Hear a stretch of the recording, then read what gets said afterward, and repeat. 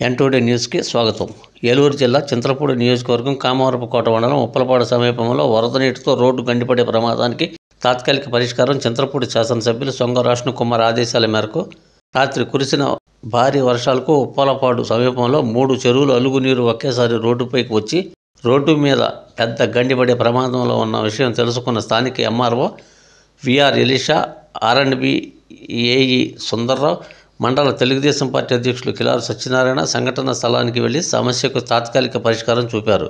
అలుగు కాలువ 200 మీటర్ల మేర ఆక్రమణకు గురయ్యి పూడికిపోవడంతో సమస్య తలెత్తిందని, కానీ సత్వర నివారణకు గాను రోడ్డు ప్రక్క అలుగు కాలువ తీయించి 200 మీటర్ల దూరంలో ఉన్న కల్వర్ట్లోకి వాటర్ పోయేలాగా దారి చూపి రోడ్డు పెద్ద గండి ప్రమాదాన్ని నివారించామని తెలియజేశారు. ఈ కార్యక్రమంలో స్థానిక టీడీపీ నాయకులు చవల రాధాకృష్ణ, చవల రామాంజనేయులు, పల్లివేల భాస్కర్, దోరేపల్లి నాగు, గంటా గోపి, వజీర్ ఖాన్, విఆర్ఓలు మొహమ్మద్, రాటాలు, ఆర్&బి వర్క్ ఇన్స్పెక్టర్ తాతేశ్వరరావు తదితరులు పాల్గొన్నారు.